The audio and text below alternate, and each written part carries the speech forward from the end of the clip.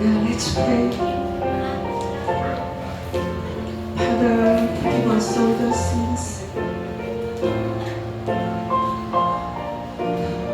Thinking your cross. Your cross.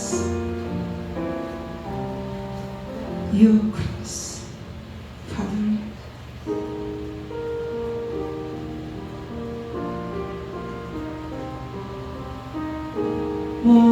Give us prayer, deep prayer, deep prayer.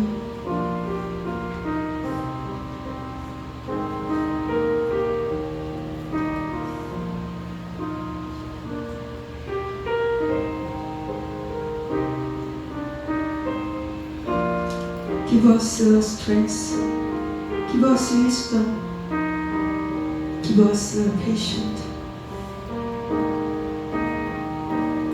You're so much patient for us. You're so much waiting for us. Father, give us your great love, your great patience.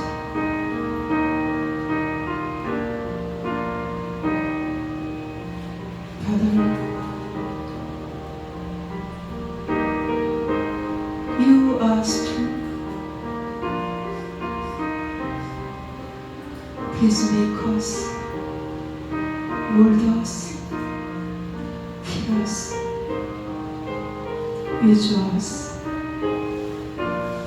until we go to heaven. Change our life. Change our life. More glory over you. Honor you. Thank you so much, everything. I pray in the name of Jesus. Amen. Spiritual of the living God, pour of His own. Spirit of the living God, pour afresh on me. Spirit of the living God, pour afresh on me. Melt me, mold me, fill me, use me. Spirit of the living God, pour afresh on me. Spirit of the living God, pour afresh on me. Spirit of the living God, pour afresh on me. Melt me, mold me, fill me, use me. Spirit of the living God, pour afresh on me. Spirit of the living God, pour afresh on me. Spirit of the living God, pour afresh on me. Melt me, mold me, fill me, use me. Spirit of the living God, pour afresh on me. Amen.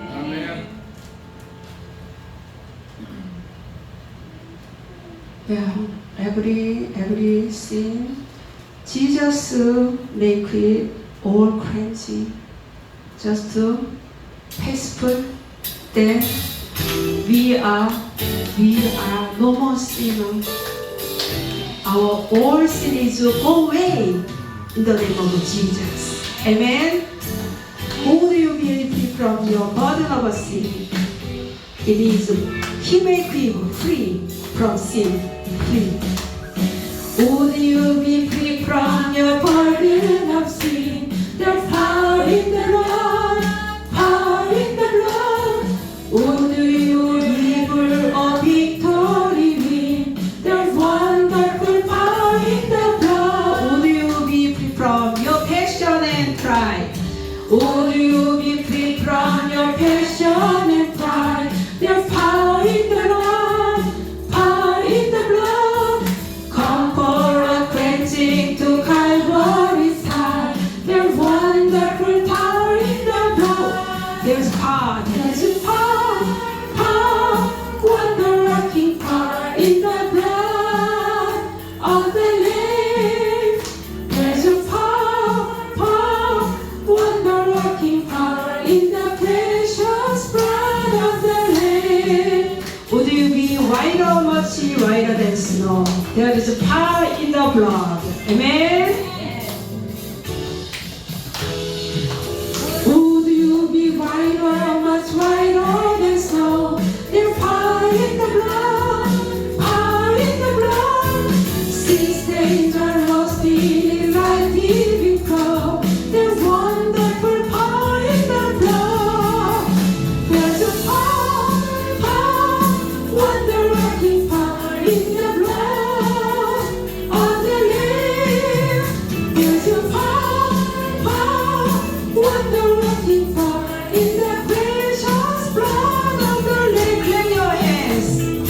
Would you the service for Jesus your King? There's power in the blood, power in the blood. Would you live daily His praises to sing? There's wonderful power in the blood. There's a power, wonder-working power in the blood of the Lamb. There's a power, wonder-working power in the precious blood of the Lamb. There's a power, wonder-working power in the blood of the Lamb. There's a power, wonder-working power in the precious blood of the Lamb. There's power. There's a power, wonder-working power in the blood of the Lamb. There's a power, wonder-working power in the precious blood of the Lamb. In the precious blood of the Lamb. In the precious blood of the Lamb. Amen.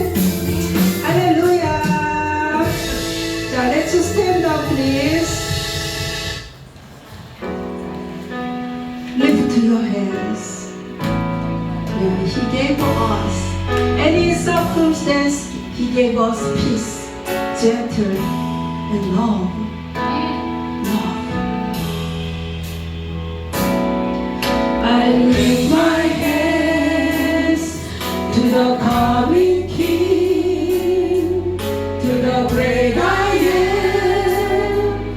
To you I sing, for you the one who reigns within my heart. And I will sing of God. And I will sing of foreign God or any other treasure. You're my heart desire. You are my heart desire. Spirit without measure. Spirit without measure. Of your name.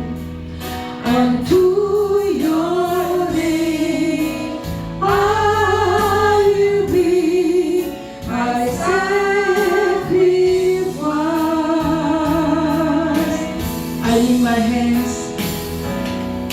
I lift my hands to the coming King, to the great I am, to the great I am. To you I sing, for you the one, for you the one who reigns with my heart, who reigns within my heart. And I will sing the first part. And I will sing the foreign God, or any other treasure, or any other treasure. You are my heart desire. You are my heart desire. Spirit without measure, Spirit without measure, until your name, unto your name, I will give my sacrifice.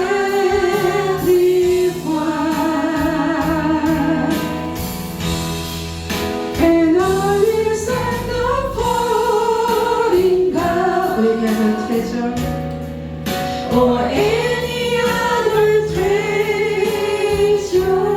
You are my heart desire. You are my heart desire. Spirit without measure, Spirit without measure, unto your name, unto your name, I will be my sacrifice.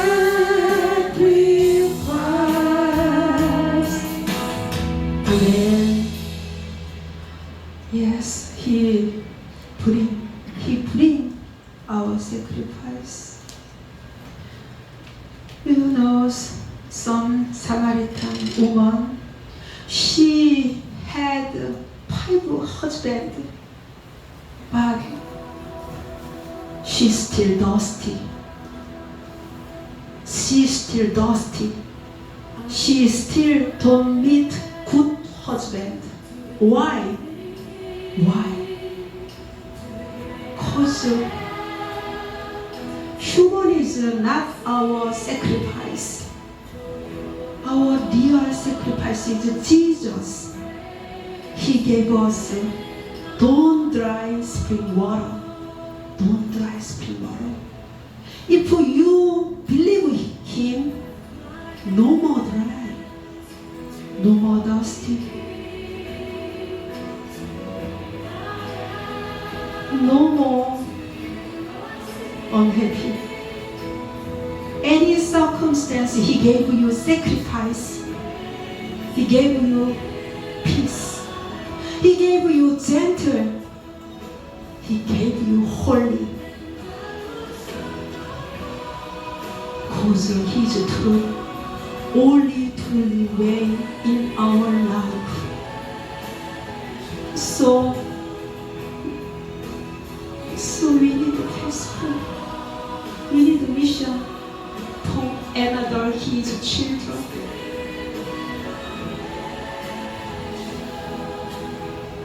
Now pray for Him.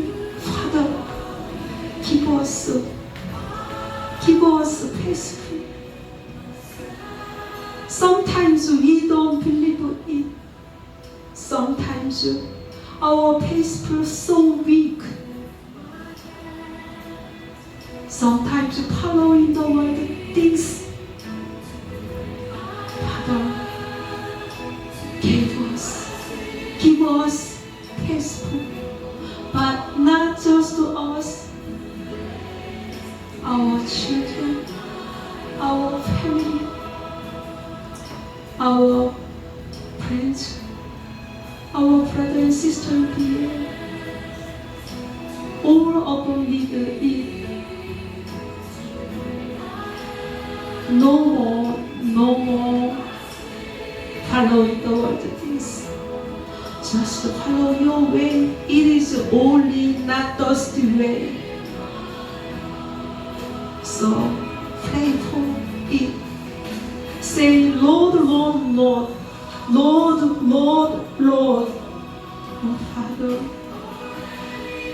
you gave us only way, truly way, not thirsty way you gave us. But sometimes we are poor, so don't know it. How follow your way. Sometimes we don't know it. Father, make us peace.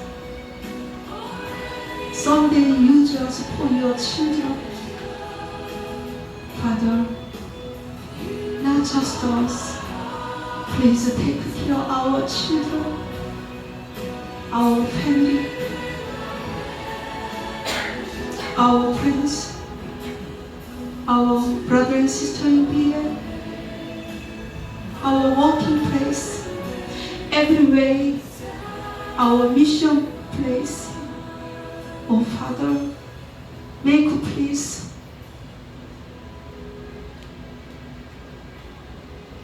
someday all of them use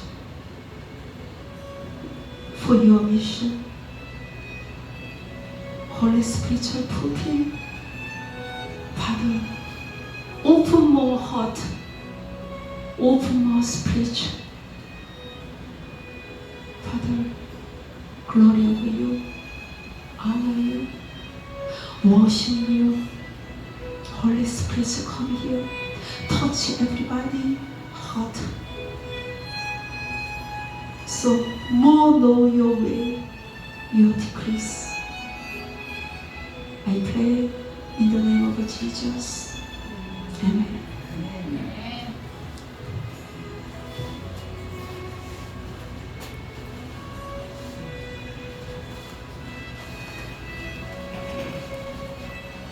You know,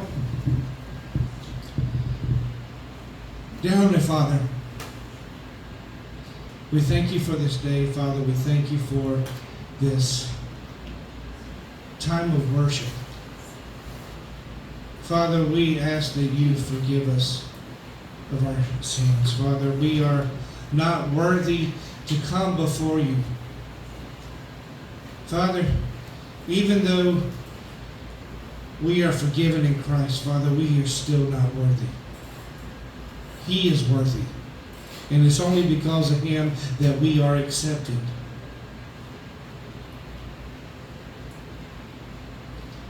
So, Father, let us recognize who we are and who you are. Father, I pray that you prepare our hearts and our minds, Father. Father, help us to receive your word with joy, with gladness, knowing, Father, that your word brings refreshing to our spirits, Father. Just like the woman who was thirsty at the well, your word, Father, refreshes us. It gives us that cooling spirit that we need. So I pray, Father, for each and every person here. Father, I pray that you will speak to us, Father. Instruct us, teach us, Father. Help us to understand your word, Father. Father, your word is not just a bunch of stories, Father. Your word was breathed out of yourself. It is life itself, if we will hold on to it.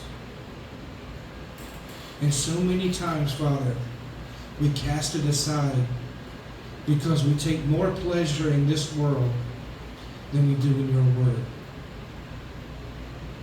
But this world is passing away, and everything that is in it will come to an end. The grass may wither, the flower may fade, but your word stands forever. Father, I pray, Father, help us to hold on to your word. Help us to receive it. Father, give us your Spirit to help us to understand it, to love it, to enjoy it, and to cherish it. Father, I pray. Father, I pray for these people, Father, and myself as well. Father, have your hand upon all of us. Father, like David said, Father, he makes us lie down in green pastures, and he leads us beside quiet waters. He restores our soul and leads us in paths of righteousness for his name's sake. Father, I pray. Father, I pray for these people. Father, have your hand upon us. Father, fill us with your Spirit. Father, fill us with your word. Father, may you have mercy upon us and show us your favor and your grace, Father. Father, we thank you for this church. We thank you, Father, for this ministry. Father, let all that we say and do here bring you honor and glory and praise. In Jesus' name, amen. The Apostles' Creed, let us all together. I believe in God, the Father Almighty, maker of heaven and earth, and in Jesus Christ, His Son, our Lord, who was conceived by the Holy Spirit, born of the Virgin Mary, suffered under Pontius Pilate, was crucified, dead, and buried, descended in hell, the third day rose again from the dead. He ascended to heaven, and seated at the right hand of God the Father Almighty. From thence hath come to judge the quick and the dead. I believe in the Holy Spirit, the Holy Universal Church, the communion of saints, the forgiveness of sins, the resurrection of the body, and the life everlasting.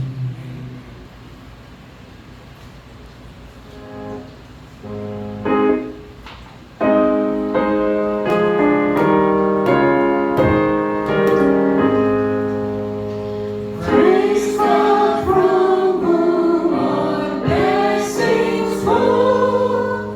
Praise Him, all creatures here below.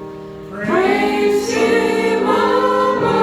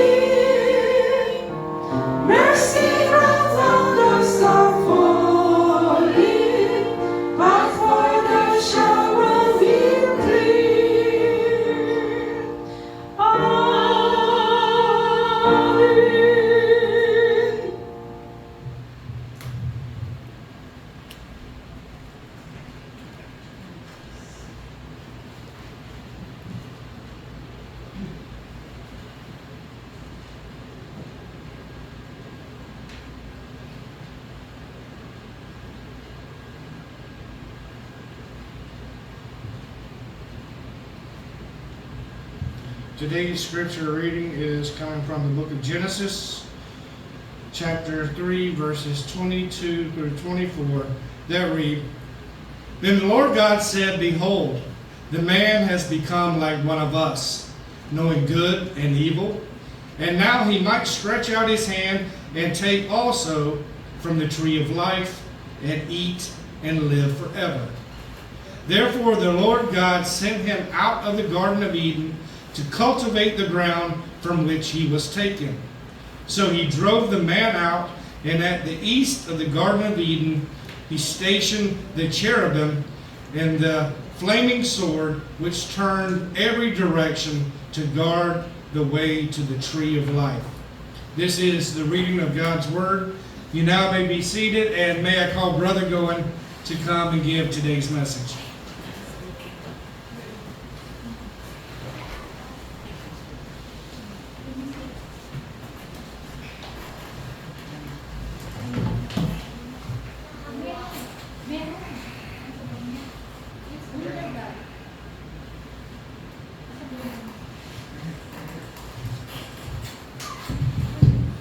Good afternoon, everyone. Afternoon. It's good to see you all again today. So today we're continuing our journey through the book of Genesis. So we are now on chapter 3, right? Genesis chapter 3, and we will be looking at the last 3 verses of Genesis. So Genesis verses 22, 23, and 24. Okay? We're going to look a important moment in the Bible. This is a moment of transition in the Bible. We will see Adam and Eve exiting the door of Garden of Eden and entering the door of a fallen world. So, I'm entitling today's message, The Door to Eternal Life. The Door to Eternal Life. But before we begin, let us first ask the guidance of God. Let's go to the Lord in prayer. Our Heavenly Father, God, thank you for this opportunity that you gathered us again us here to hear your word, to worship you, O God. Thank you, Lord, for this privilege and opportunity. May you bless us with understanding, with wisdom, O God, that we may fully understand all the message that we are going to hear today. May each one of us focus on reading your word and hearing your word, God. May you remove all the distractions that we may encounter during our service, oh God. Thank you again. Please guide us, Holy Spirit. Please be in our midst. In Jesus' name we pray. Amen. So, most of us who are here are foreigners in this country, right? Except for Ma'am Isuni. So all of us are foreigner in South Korea, right? South Korea is not our homeland, okay? So some of us are from America, and most of us from the Philippines, right? And of course, I know that all of you wants and miss your country. You miss your own country, right? Namimiss niyo po ba yung Pilipinas or hindi? Na-miss, of course, right? Of course, we miss our own country. And some of you wants to go back in the Philippines to have vacation, right? And some of you wants to go back in the Philippines permanently and stay there in your own country, because there are a lot of things. There are a lot of things that you miss, that we miss in our own country, right? We miss our own country. We miss the places that we used to go in our own country. So, kayo po ba, ano yung mga lugar na namimiss nyo sa Pilipinas? Diba? Marami tayong, lalo na ngayong summer, maybe namimiss natin yung mga beach, yung mga dagat, yung mga resort na pinupuntahan natin sa Pinas, di ba? Yung mga shopping mall, right? Ngayong tag-init, namimiss din natin yung mga shopping mall dahil sa Pinas. Pag shopping mall, pwede kahit wala kang pera, ikot-ikot ka lang doon, palamig, di ba? And then, yun yung tambayan natin na ginagawa natin sa Pilipinas, sa shopping mall. Or maybe, yung iba naman sa atin, namimiss natin yung tindahan dun sa kanto ng bahay natin, right? Namimiss natin yung kapag tanghaling tapat, lalo na yung mga ina ng tahanan, di ba? Tatambay muna doon sa tindahan, di ba? Chika-chika ka na kumare, nandun sila kumare. Don't reach daw, Tawag bingo, di ba? Habang inaalagaan ng mga anak. So yun yung mga namimiss natin, di ba, sa Pilipinas. Marami tayong bagay na namimiss. Also the foods, right? We also miss the foods in the Philippines, di ba? Kahit na yung iba sa inyo nakakapagluto dito ng lutong Pinoy, ako, maraming magagaling magluto, nakapagluto kayo ng lutong Pinoy, masasarap, di ba? Pero meron pa rin mga hindi tayo makain dito, di ba? So ako, namimiss ko yung mga street foods sa Pinas, di ba? Wala dito nun, di ba? World class yun, di ba? Yung mga isaw, yan, mga Betamax, mga kwek-kwek, di ba? Paborito ko yung fishball, di ba? Ayaw pa kayo ng fishball na yung may sausawan na suka na habang parami ng parami yung nagsasawsaw, pasarap ng pasarap yung suka, di ba? Dahil sa mga lawin na sama-sama na doon, di ba? Pampalasa, masarap, di ba? Di ba? So yan, marami po tayong mga bagay-bagay na namimiss sa ating bansa, di po ba? But in our case, pwede pa rin tayo makabalik, di ba? We are still capable of going back to our own country. Yun nga lang, yung iba sa atin, pwedeng makabalik ng Pinas, but hindi na makakabalik dito sa Korea, di ba? Alam niyo na po yung ibig ko sabihin, di ba? But in the case of Adam and Eve, in the passage that we are going to look today, Adam and Eve, they have no more capability to go back to their homeland, to the Garden of Eden. Wala na po silang kakayahan na bumalik doon sa Garden of Eden. So yan po yung titignan natin ngayon sa ating pong pag-aaral. So, if you still remember, before we begin, let us first set the scene. So, konting review ulit nung ating napag-aralan para ma-recall natin yung ating mga napag-aralan. So, if you still remember what just happened, di ba? Adam and Eve sin. Nagkasala si Adam and Eve.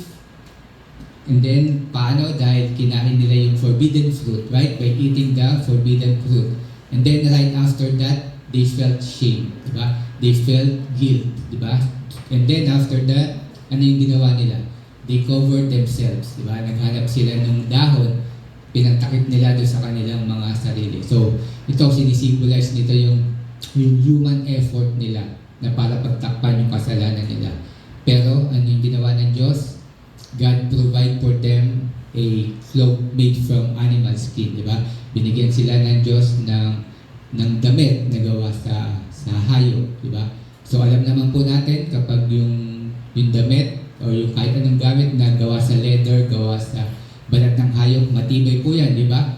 Kaya nga po kayo, mahilig kayo sa mga bags, mga gamit na leather, di ba? Sa mga LV, mahilig kayo sa mga hindi Louis Vuitton na, yung lumang bag na leather bag, di ba? So mahilig tayo doon, di ba? So kasi matibay daw siya, matibay. So ganyan po ang gusto natin. Yun din po yung sumisimbolize sa ginawa ng Diyos na dinamitan niya si Adam and Eve ng skin made of animal kasi ito yung sumisimbolo ng matibay at matatag. So ibig sabihin, God is only the one who can provide the solution for the sin, for the salvation. So yun po yung ating mga napag-aralan. So now let's begin. Let's look our passage for today. We're now on verse 22. Sabi dito, Then the Lord God said, Behold, the man has become like one of us, in knowing good and evil. Now lest he reach out his hand and take also of the tree of life and eat and live forever. So here again we saw that the Godhead is talking again to each other. So do you still remember when was the first time that we see the Godhead talking to each other? Naalala po ba natin yung kung kailan natin sila una nakita na nag-usap-usap? Sa chapter 1, di ba? 1 verse 26, before they created Adam, di ba? Sabi dito sa verse 26, Then God said, Let us make man in our own image after our likeness. So doon natin nakita yung us na ibig sabihin, the triune God, yung plurality of God. Ibig sabihin, they are in agreement in making humankind. And also, yung gagawin din nila ngayong decision na to, ibig sabihin, they are also in agreement. So, this is the phrase refers to the plurality of God. Ibig sabihin po, Father, Son, and Holy Spirit. So in theological term, tawag natin dito is Trinity, di ba? Tawag natin dito is Trinity. Isa lang po yung Diyos natin. Tandaan natin, isa lang po yung Diyos natin, but He reveals Himself in 3 persons. Okay? Hindi po natin to kaya explain, hindi ko po kaya explain sa inyo perfectly itong Trinity. I think nobody can explain Trinity perfectly because this is a mystery. So, maintindihan lang natin yung Trinity kung paano ba to when we go to heaven na. Kapag nasa langit na tayo, ito pala yung sinasabi na Trinity. Doon lang po natin siya mauunawaan. But for now, we need to believe this. Because the concept of Trinity is clearly seen in the Scripture. Kung nagbabasa po tayo ng Bible, makikita po natin yung konsepto ng Trinity na nandun sa Bible. Kasi po, merong mga salungat sa Kristyanismo, mga kalaban ng Kristyanismo na sinasabi nila na bakit kayo naniniwala sa Trinity? Trinity is not even mentioned in the Bible. Trinity is not written in the Bible, diba? Kung babasahin niyo yung Bible, hindi niyo mababasa yung word na Trinity na T-I-R-I-N-I-T daw. But the concept is in the Bible. You can clearly see the concept of Trinity in the Bible. Okay? So, kailangan po natin malaman yan bilang mga Kristiyano para natin may defend ang ating mga faith. Minsan, may lalapit sa inyo magtatanong na hindi Kristiyano. Sabihin nila, paano nangyaring 3 Diyos? Isa lang ang Diyos, di ba? So, ganun ang ating paliwanag. Tama, isang Diyos lang pinapaniwalaan natin, but He reveals Himself in 3 persons. Okay? And then sabi dito, the man has become like one of us in knowing good and evil. The man has become like one of us in knowing good and evil. So take note po. Hindi ibig sabihin nito na naging kasing talino na nila ang Diyos. Diba? This does not mean that they become as wise as God. So hindi po ito yung ibig sabihin nito. Instead, it signifies that they had experientially known evil through their disobedience. Because before they sin po, bago sila magkasala, they already know what is good and evil intellectually lang. Sa isip lang po nila alam yung word na yon. They knew that it was wrong to obey God. So alam lang nila ito sa isip nila, mali ang disobey sa God. But when they disobey the God, yung time nung action na ginawa na yung pagsuway nila sa Diyos, that's the time when they themselves experience evil. So, ano yung sabihin nung they experience evil? That's the time na nakaramdam na sila ng shame, nakaramdam na sila ng fear, nakaramdam na sila ng guilt, and then makaka-experience na sila ng mga sickness, mga pain, and all the bad things na mangyayari sa kanila. So, yun yung ibig sabihin na they experience evil now. Diba? The knowledge was gained through all their painful experience. They learned to discern good and evil in a hard way. So, yun po yung kaparaanan kung paano nila nalaman yung good and evil in a hard way sa pamamagitan ng paghihirap na mararanasan at naranasan nila. It is like the story of a little boy. Her parents always told him not to touch a candle flame. Lagi siya sabihan, wag mong hawakan yung kandila. But the child, the little boy, still touched the candle flame, and then yun nga nangyari, napaso siya. He got burned very badly, and then of course he cried out aloud, he shouted aloud because of the pain na naramdaman niya. So, parang ganun po yung ibig sabihin nito. Now he understood the difference between what is good for him and what is bad for him, diba?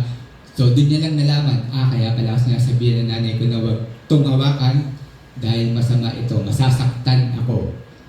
So alam niya sa isip niya nung una, di ba? Pero nung ginawa niya nung ginawakan niya, sa kanya lang na-experience na tama nga, ito yung mali, ito yung tama. So parang ganun din po. Now, Adam and Eve have a knowledge of good and evil. Ganun po yung ibig sabihin nito. They know now the standard of God. So ibig sabihin, if you do good, if you obey God, that is good. And if you disobey God, that is evil. Okay, and evil is sin because it has a consequences. So alam na nila ito ngayon. So yun po yung ibig sabihin ng they knew now good and evil. Okay? So let's continue, verse 23. Sabi sa verse 23, therefore the Lord God sent him out from the Garden of Eden to work the ground from which he was taken. From the ground from which he was taken. So now God sent Adam and Eve na away from the Garden of Eden. So pinaalis na si Adam and Eve daw sa Garden of Eden. This was a tragedy for Adam and Eve, and it was also a tragedy for us, for all the mankind. Because this is sinisimbolize nito na hiwalay na yung Diyos sa tao, that now God is separated with men. God and man are now separated. Remember, Garden of Eden, hindi lang siya basta magandang lugar. Garden of Eden is not just a beautiful place, but in fact, it is also the place where God and man communion with us, with each other, di ba? Doon nagtatagpo, doon nagmi-meet si Adam at yung Diyos sa Garden of Eden. But now, that privilege was lost. That privilege was lost. Now man is separated from the presence of God because of sin na. And then the next sentence, sabi dito, to work the ground which he was taken. To work the ground which he was taken. So this is directly connected to the curse. If matatandaan nyo sa verse 17 and 19, same chapter po, di ba? Kinurse ng Diyos yung una yung serpent. Tapos kinurse niya si Eve. And then kinurse niya yung ground, yung lupa, di ba? But yung curse na ground, ang epekto nun is kay Adam, di ba? Dahil ang ibig sabihin nun, kailangan ng magtrabaho ni Adam ng hard work. Kailangan na magtrabaho ng hard work. This means that work for Adam would be no longer easy now. It will be full of hardship, full of sweat, full of pain, meaning life outside the Eden would be struggle for survival. Dito na nila makikita yung tunay na mundo.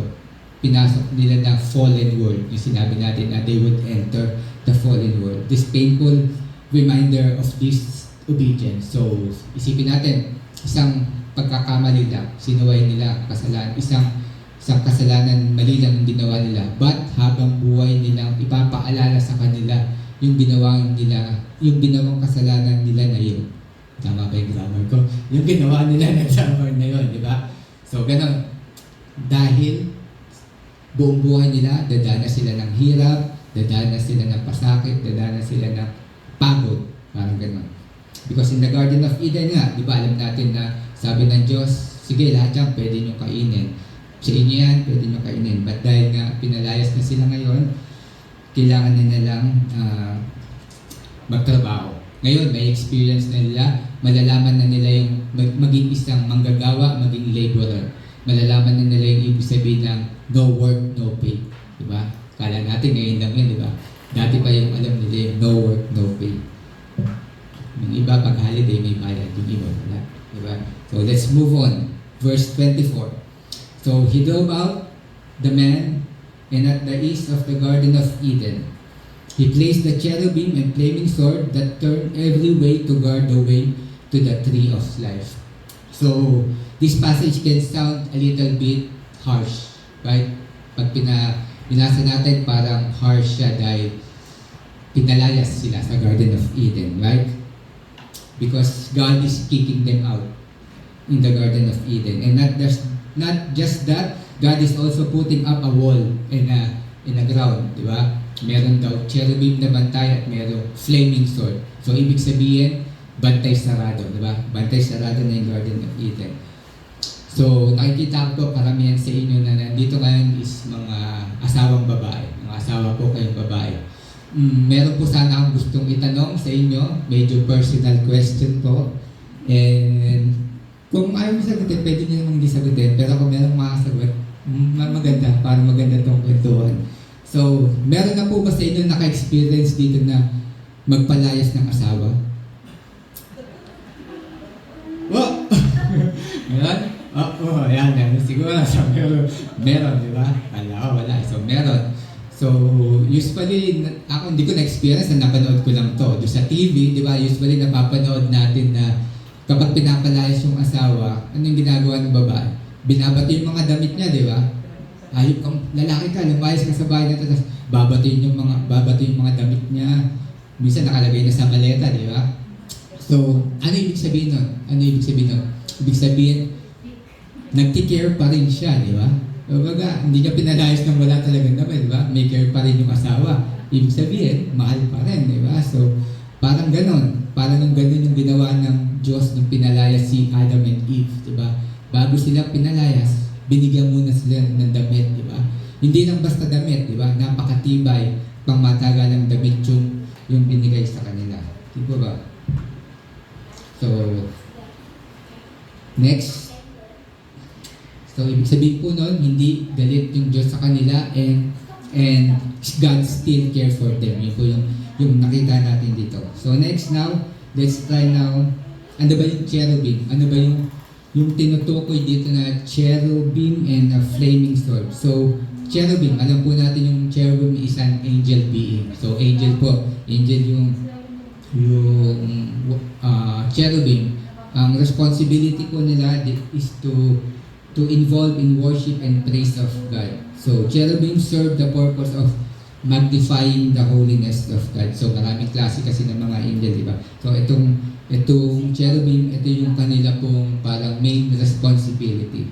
Na, ibig sabihin, pag meron pong cherubim, nandun yung presence of God, nandun yung glory of God. So, if you will remember the Ark of the Covenant, di ba? Yung Ark of Covenant, yung box, meron siyang dalawang angel doon. So, cherubim yun. Cherubim yung tawag sa dalawang angel na yun. Ibig sabihin, nandun yung presensya ng Diyos sa Ark of the Covenant yan. So, ano yung pinapakita ng Diyos doon? God is showing here to Adam and Eve that the Garden of Eden is a holy place because God's presence is there. So, pinakita ng Diyos sa kanila, ito, holy place itong Garden of Eden dahil nandito yung presensya ko. So, ngayon, dahil makasalanan na kayo, hindi na kayo pwede dito. God is holy and they are not holy. So, hindi na sila pwede dito sa Garden of Eden. There is now a gap between God and man. Therefore, they are now separated with God. And it also states that it is also true sa ating lahat na tao. Ganito din po yung estado natin nung tayo pinanganak sa mundong to. Tayo po ay hiwalay sa Diyos. Tayo po ay, sabi sa Bible, enemies of God. Kaaway po tayo ng Diyos, lahat tayo nung tayo pinanganak. There is now a boundary, kaya po meron ng boundary between God and man.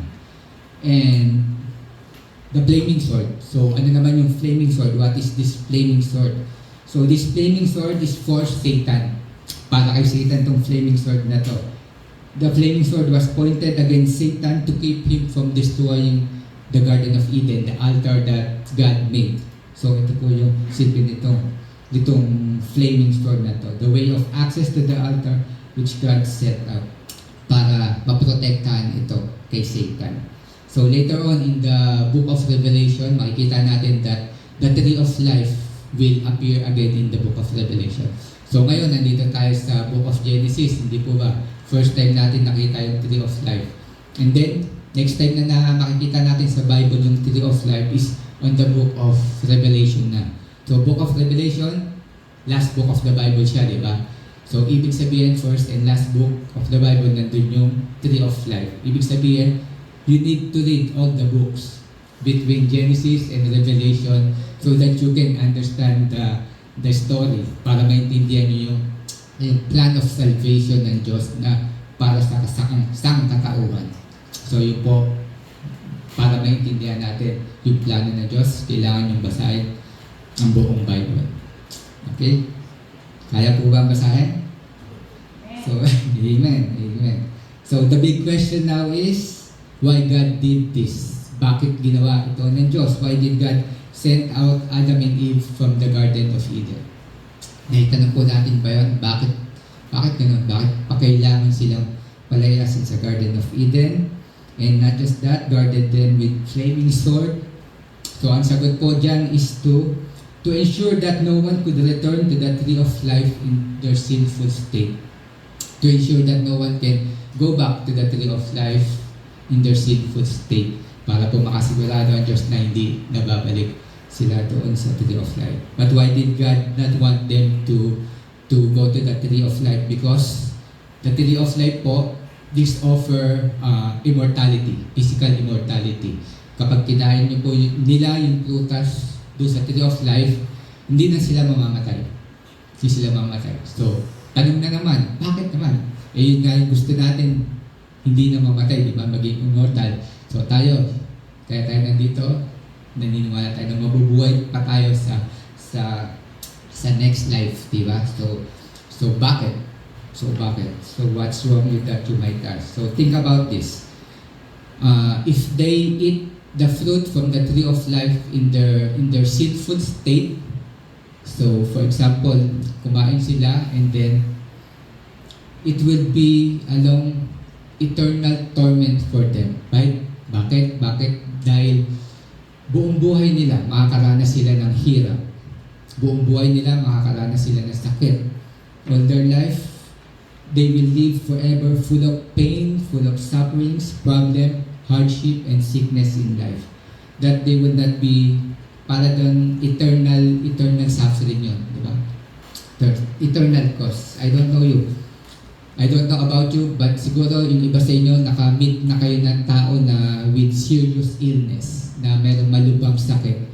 And then sinasabi nila na gusto ko nang mamatay. Diba?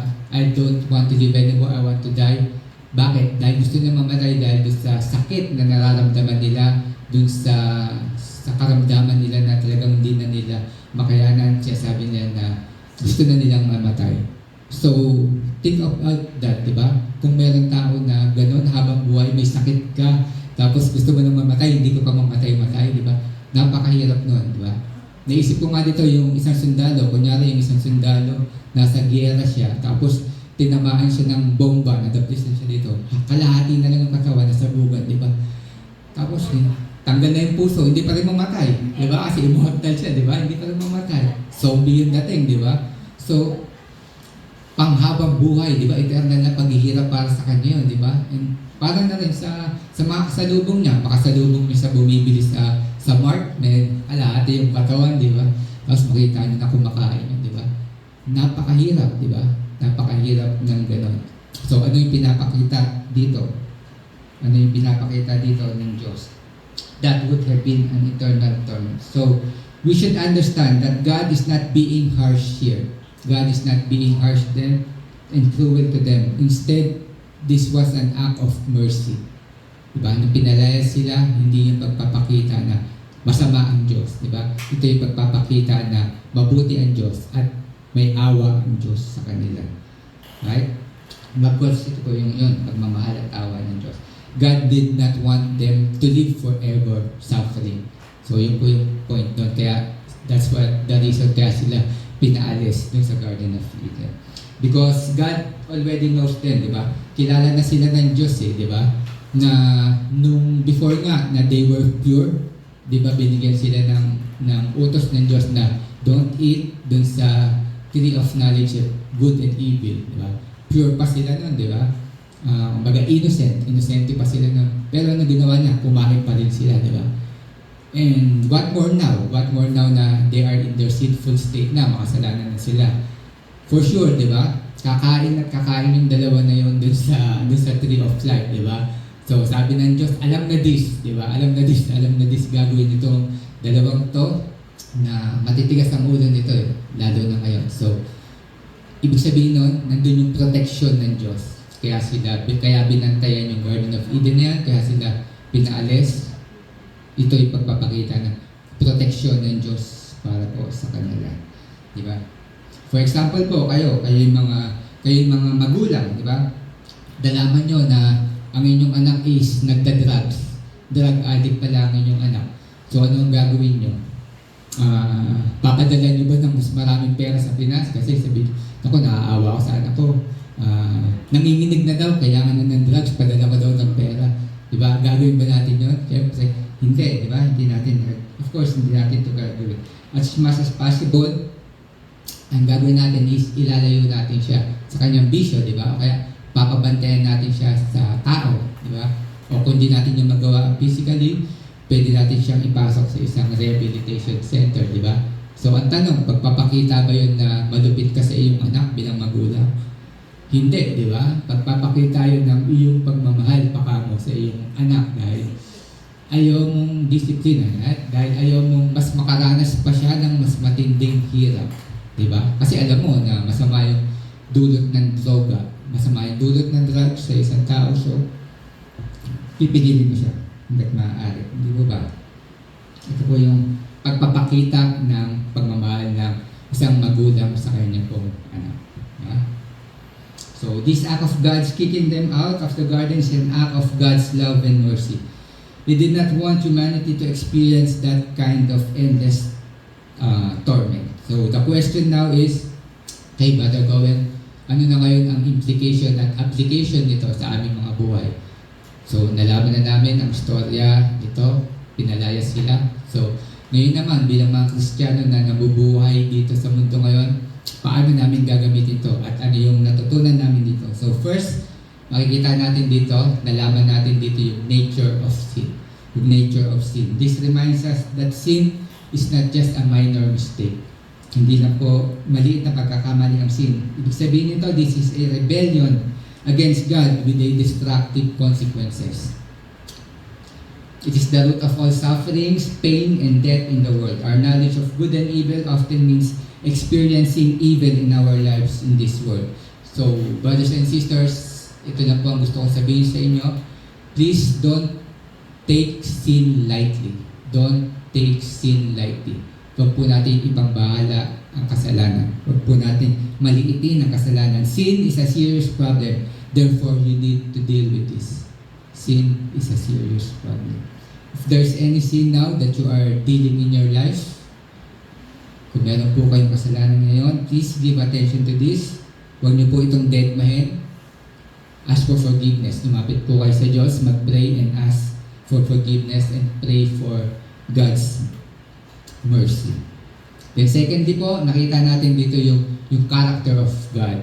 Katangian ng Diyos, yung ugali ng Diyos. God's justice and God's mercy. Nakita natin dito yung balance between God's justice and God's mercy. So ano ba ibig sabihin nito? God's demonstrate His justice by punishing sin. Diba? Makatarungan po yung Diyos, ibig sabihin. Kaya hindi niya po hayaan na hindi mabayaran yung kasalanan. Kaya ito po si Adam and Eve, kailangan nila pagbayaran yung kasalanan. But at the same time po, He shows also His mercy. Maawain din po ang Diyos. Kaya ano ang ginawa niya? Siya na po mismo ang nagpaalis sa kanila dahil ayaw niya na po na mas lumala po yung kanilang mga sitwasyon. Sometimes God discipline us because of our sin. Usually we see this in sickness, di ba? Hindi naman palagi, pero kadalasan sa sickness. For example, you abuse your body, overwork, o kaya partying all night, drinking alcohol, cigarettes, or consuming illegal substance like drugs, di ba? So yun po yung mga pang-abuse. So, most possible, in the future, magkakasakit tayo, di ba? Didisiplinahin tayo ng Diyos sa pamamagitan ng sakit. So, hindi naman palagi, sometimes, disiplinahin tayo sa sakit. Bakit? Para may stop na doon yung ginagawa natin kasalanan, pag-abuso natin sa ating katawan. Di po ba? Dahil ayaw ng Diyos na mas lumala pa eh. So, kokontrolin na kagad in the physical state natin. Ayaw niya nang mas madami pa yung ating spirit state, di ba? Kasi mas malala yung kapag gumantong na sa spirit, ibig sabihin doon, ang ating spirito ay mas maghihirap patungo ng impyerno. Di ba po? Then thirdly, this verse was remind us of our need of redemption. So pangatlo, last, need for redemption. Because of sin, the way back to God was now blocked. So, di ba meron tayong mga cellphone? Meron dyan features na block, na pag binlock mo yung isang tao, hindi ka niya na pwedeng tawagan, di ba ba? O hindi na rin pwede tawagan. So parang ganun po. So ganun po yun. Kahit gusto mo siyang tawagan, kunyari binlock ako ni ate, tapos gusto ko siyang tawagan, hindi ko kaya i-unblock yung sarili ko, di ba? Para matawagan ko siya. So wala akong capability na i-unblock ko para matawagan ko siya. So parang ganun. Hindi natin kayang bumalik sa Diyos. Hindi natin kayang bumalik sa Diyos. Wala tayong kakayang lumapit sa Diyos through our own efforts. So yung cherubim na yun, sa aking flaming sword na yun, yun yung pagpapakita na hindi natin kayang lumapit sa Diyos. So kailangan natin ng Savior. we are incapable of saving ourselves. Wala na tayo kakayahan na iligtas ang mga sarili natin because there are some people po na they were teaching na you can come to God using your own free will. Nagturo na pwede ka pumunta sa Diyos, free will mo ang gagamitin mo. And you can save yourself by your own decision, by your own free will. So that is not true. Hindi po totoo yun dahil wala po tayong kakayahan dahil we are all dead. Diba? We are all dead so wala tayong kakayahan na lumapit sa Diyos. We need a Savior. Kailangan natin ng tagapagligtas, kailangan natin si Jesus. And that points us to our last application, the tree of life. The tree of life. Punta ulit tayo sa tree of life. The question now is, how can we get past the tree of life? Paano ba kami magkakaroon ng eternal life with God? Kasi hindi na nga tayo pwede makalapit. So, paano tayo ngayon makakaroon ng eternal life with God? The answer is, of course, through Jesus Christ. Through Jesus Christ. Jesus Christ is the way to the tree of life. According to John 14 verse 6, right? I am the way, the truth, and the life.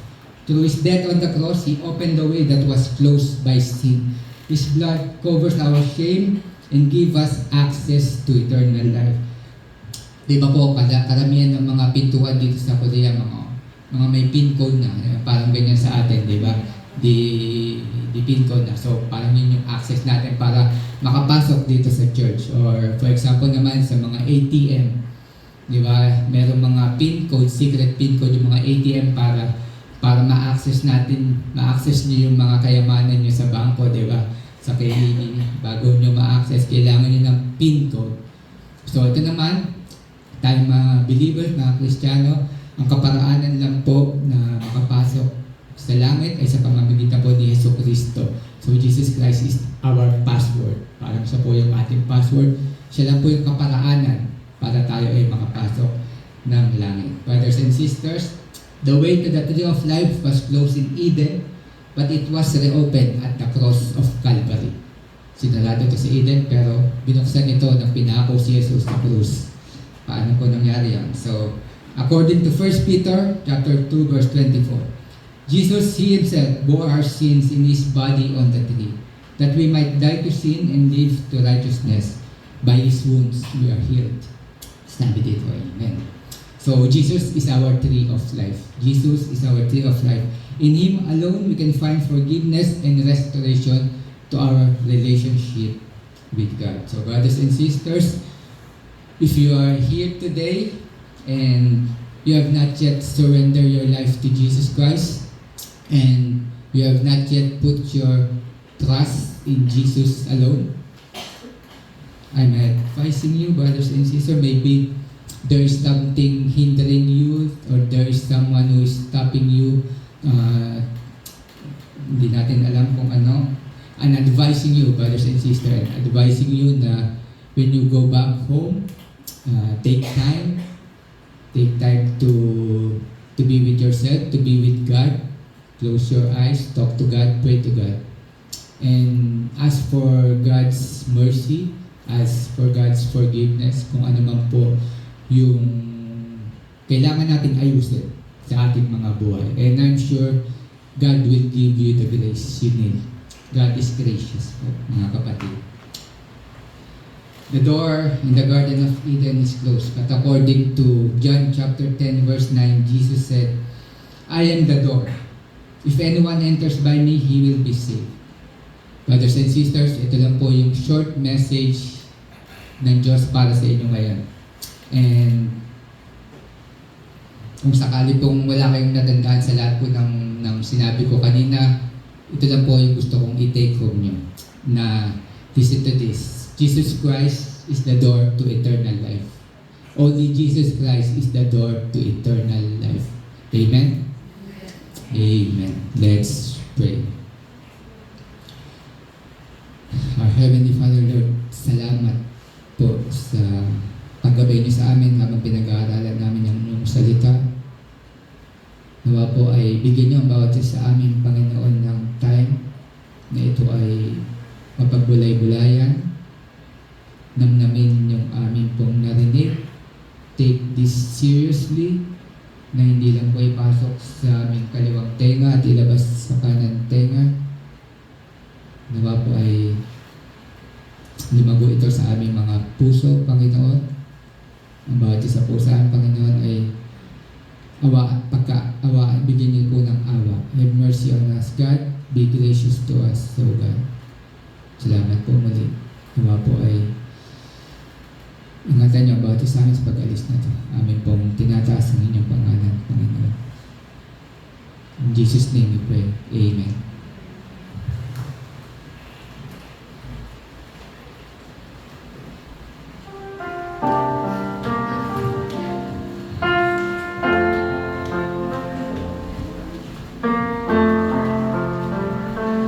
Give thanks with a grateful heart. Give thanks to the Holy One. Give thanks because it's given Jesus Christ, His Son. Give thanks with a grateful heart. Give thanks to the Holy One. Give thanks because it's given Jesus Christ, His Son. And now let the weak say, I am strong. Let the poor say, I am rich, because of what the Lord has done for us. And now let the weak say, I am strong. Let the poor say, I am rich, because of what the Lord has done for us. Give thanks.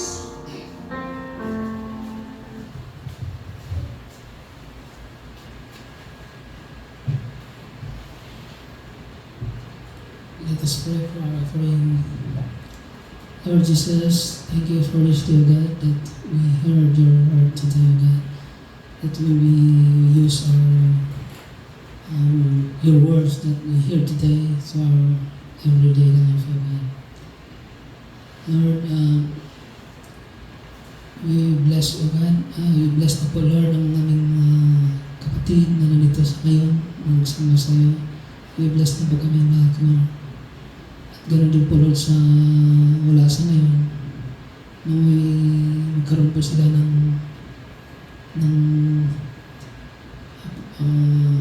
panatag ng loob na upang karoon sila ng inspirasyon na sambahin po kayo, Lord. Na ikaw po, Lord, ang aming Diyos, aming tagapagligtas, O God. Na may gabayan na rin po, Lord, ang aming pamilya sa Pilipinas. Na may ligtas po sila sa lahat ng oras, O God.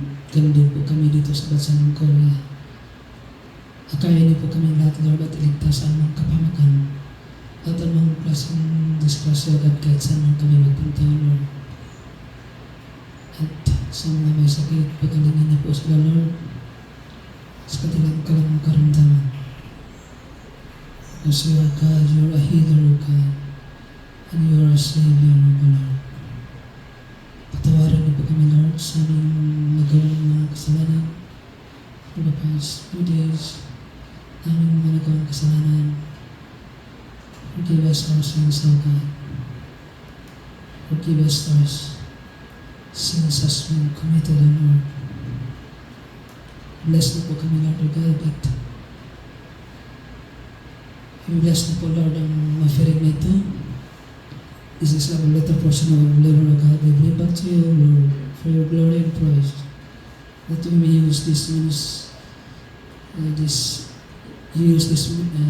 ministry, O God, to spreading your word to those who want to become a Christian, O Lord.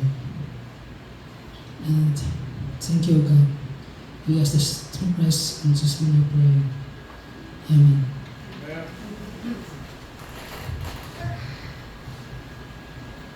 Stand up, please.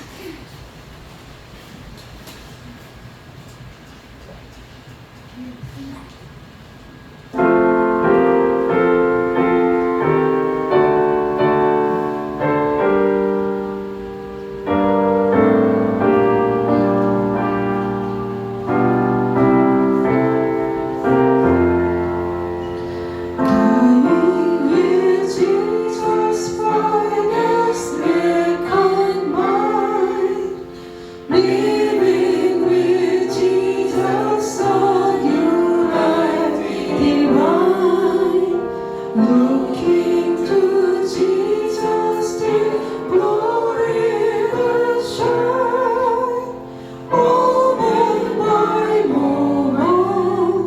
Oh Lord, I and I, moment by moment, I carry His love. Moment by moment, I light from above, looking to Jesus till glory will shine. Moment by moment, oh Lord, I am thine.